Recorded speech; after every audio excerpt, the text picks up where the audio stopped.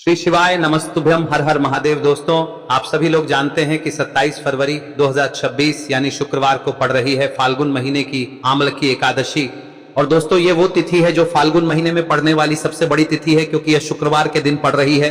और इसी दिन किया गया एक तेल के दीपक का उपाय कभी भी खाली नहीं जाता है और इसका बहुत ही बड़ा और विशेष महत्व होता है। पूज्य गुरुजी ने कहा है, अगर कभी भी मौका लग जाए और फाल्गुन महीने की आंवला एकादशी शुक्रवार को पड़ जाए तो आप लोगों को एक तेल के दीपक वाला उपाय तो अवश्य ही करना चाहिए। और इन दोनों का संयोग बहुत ही कम आता है।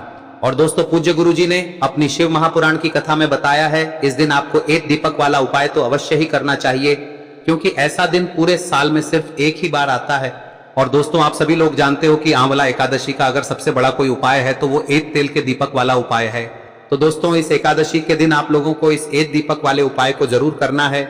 बहुत सारे लोग होंगे जिन लोगों ने इस उपाय को न किया हो, मतलब पूरा साल निकल गया और उन्होंने किसी भी दिन इस तेल के दीपक वाले उपाय को न किया हो। पर दोस्तों, आपके पास एक आखिरी मौका बचा हुआ है, जो कि 27 फरवरी के दिन है। तो इस दिन आप लोगों को इस वाले उपाय को जरूर कर लेना है, भले ही आपने पूरे साल भर इस उपाय को ना किया हो। पर अगर आपने इस फाल्गुन महीने में पड़ने वाली आमल की एकादशी के दिन अगर इस वाले उपाय को कर लिया तो आपको इस उपाय को करने का वो फल मिलेगा जिसकी आपने कभी कल्पना भी नहीं करी होगी। इसीलिए आप लोग इस वाले उपाय को एक बार जरूर कर लेना, ताकि आप लोगों के हाथ से यह मौका ना जा सके और आपको इस उपाय को करने का फल मिल सके। दोस्तों, यह उपाय पंडित जी ने अपनी अभी की ही शिव महापुराण की कथा में बताया है, जिस उपाय को आज हम आपको बहुत अच्छे से समझाने वाले हैं। इस वीडियो को देखने के बाद इस उपाय को समझने के लिए आपको कोई और वीडियो को देखने की जरूरत नहीं पड़ेगी। तो चलिए दोस्तों, उपाय को शुरू करते हैं। देखिए, यह इस फाल्गुन महीने के एकादशी के दिन यह इतना खास होता है, इतना महत्वपूर्ण होता है। देखा गया है कभी कभी बड़े बड़े पूजा पाठ अनुष्ठान से जो मनोकामना पूर्ण नहीं होते, वो इस फाल्गुन महीने के आमल की एकादशी के दिन एक छोटे से उपाय करने से ही आपकी मनोकामना पूर्ण हो जाती है। और बहुत सारे लोगों ने इस उपाय को किया भी है और उनको इस उपाय को करने का फल भी जरूर मिला है।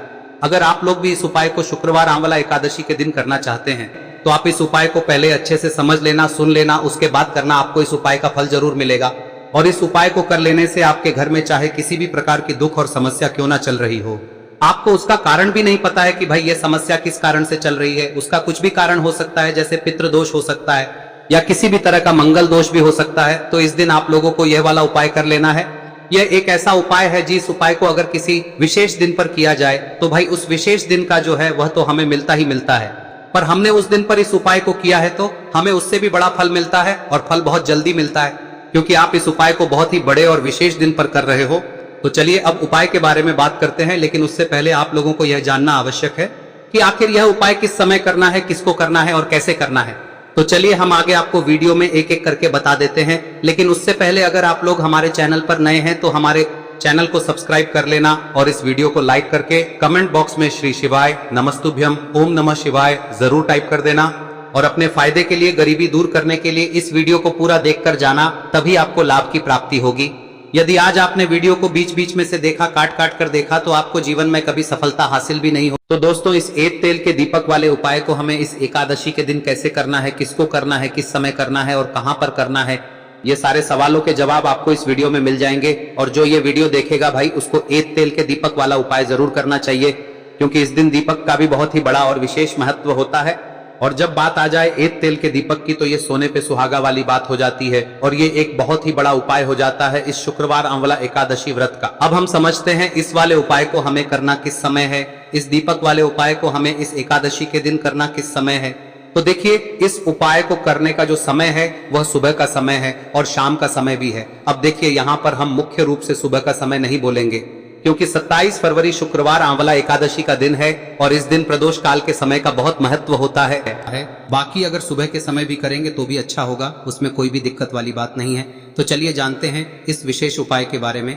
लेकिन उससे पहले एक प्रार्थना, अगर आप इस चैनल पर नए हैं तो आप इस वीडियो को लाइक करें, चैनल को सब्सक्राइब करें और कमेंट बॉक्स में आप अपनी राशि या अपना नाम जरूर डाल दें, क्योंकि हम राशि से जुड़ा भाग्य भी बताते हैं और भाग्य में चल रही परेशानियों को दूर करने के लिए वह आसान से आसान उपाय भी बताते हैं। तो चलिए अब हम अपने सबसे पहले उपाय की बात कर ले। देखिए, फाल्गुन मास के दिनों में विशेषकर भगवान शिव और माता पार्वती और विष्णु भगवान का पूजन किया जाता है।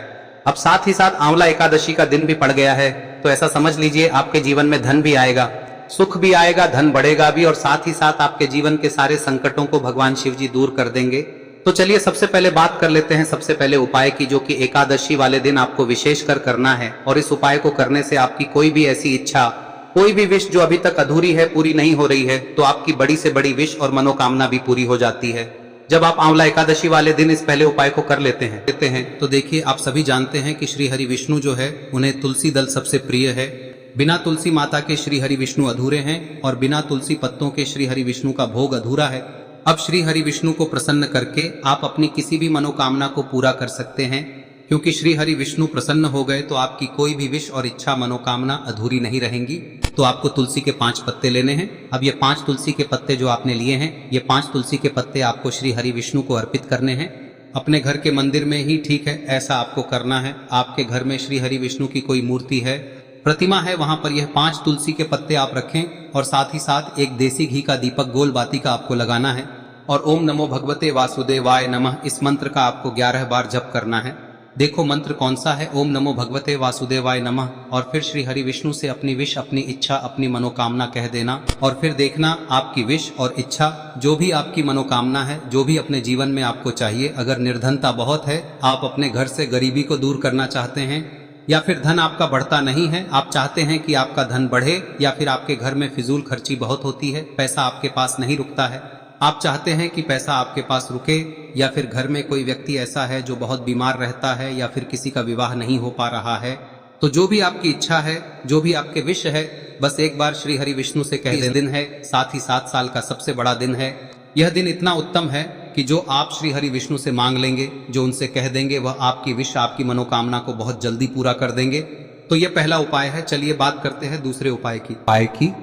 देखो, यदि आपके जीवन में आर्थिक संकट बहुत अधिक हो रहे हैं, धन की समस्या लगातार जीवन में बनी हुई है, एक एक रुपयों को प्राप्त करने के लिए आपको बहुत अधिक मेहनत कर रहे हैं, तो आज रात्रि में सोने से पहले आपको हो यह चमत्कारी दीपक का उपाय अवश्य करना है।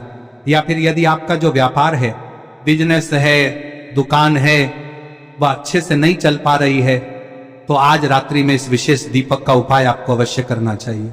देखो दोस्तों, दीपक हमारे घर में सभी नकारात्मक शक्ति को बाहर करता है। यह उपाय आपको साल में केवल 1 बार करने का ही मौका मिलता है। देखिए, इस उपाय के लिए आपको तुलसी जी की जो सूखी लकड़ी होती है उसे ले लेना है।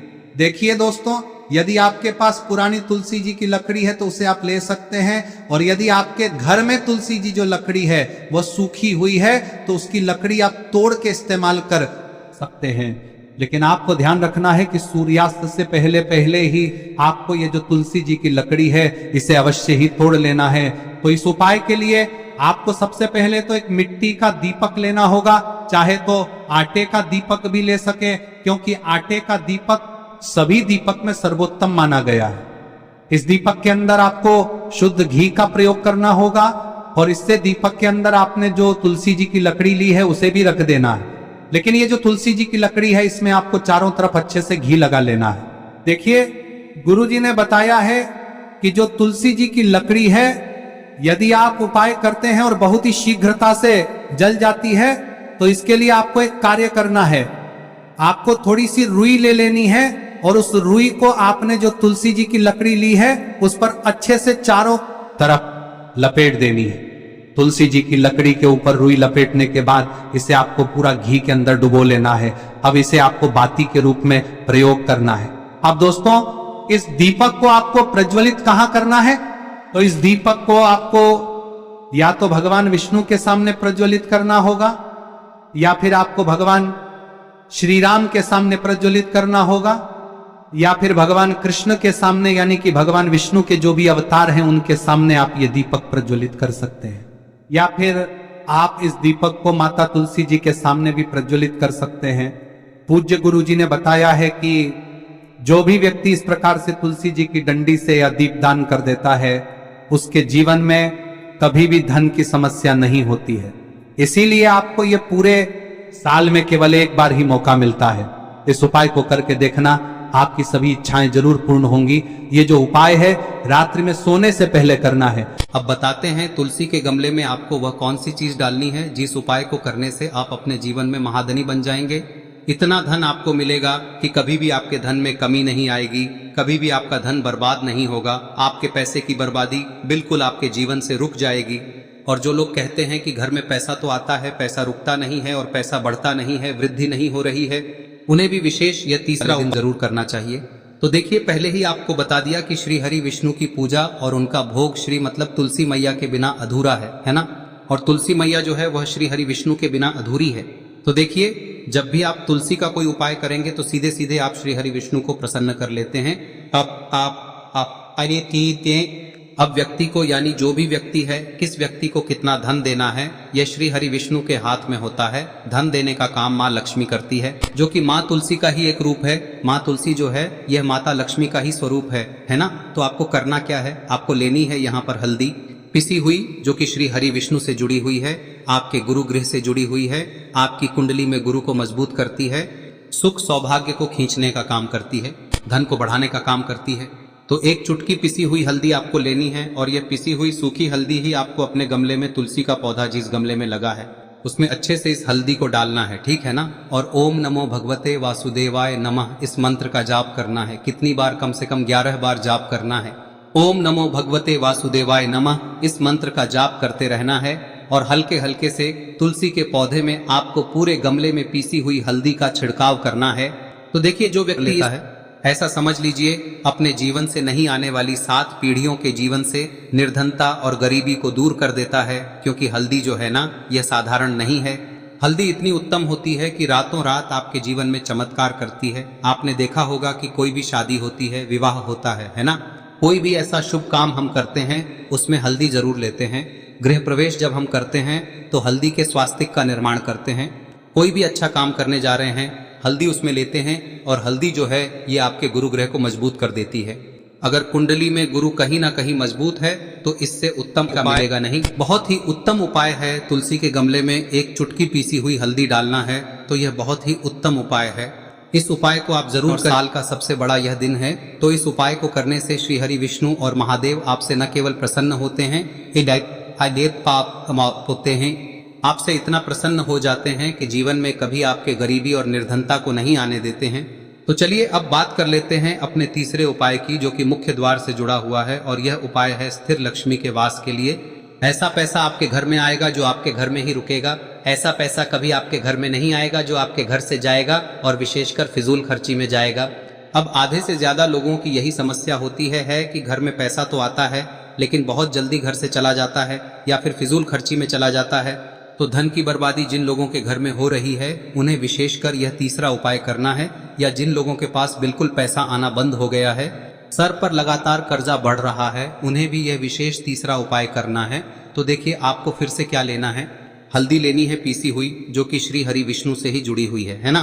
पीसी हुई हल्दी लेनी है और थोड़ा सा पानी डालकर उसका गाढ़ा गाढ़ा आपको पेस्ट बना लेना है। अब इसी हल्दी से आपको अपने घर में स्वास्तिक बनाने हैं।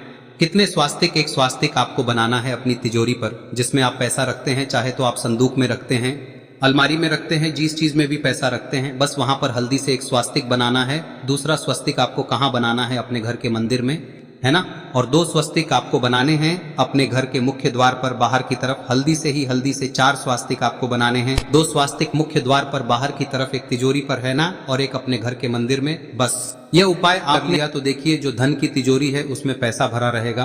कभी भी धन की तिजोरी धन से खाली नहीं होगी, क्योंकि जहां पर हल्दी का स्वस्तिक एक होता है वहां कभी धन की कमी नहीं होती है।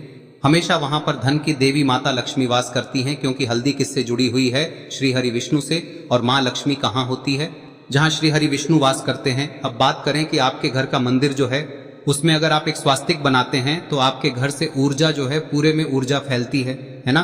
तो आपके घर में पॉजिटिव एनर्जी बढ़ती है, सकारात्मक ऊर्जा बढ़ाती है। जब आप अपने घर के मंदिर में हल्दी का स्वस्तिक बनाते हैं, आपके घर से बुरी शक्तियां, नेगेटिव एनर्जी जैसी चीजें बिल्कुल आपके घर में नहीं रुकती है।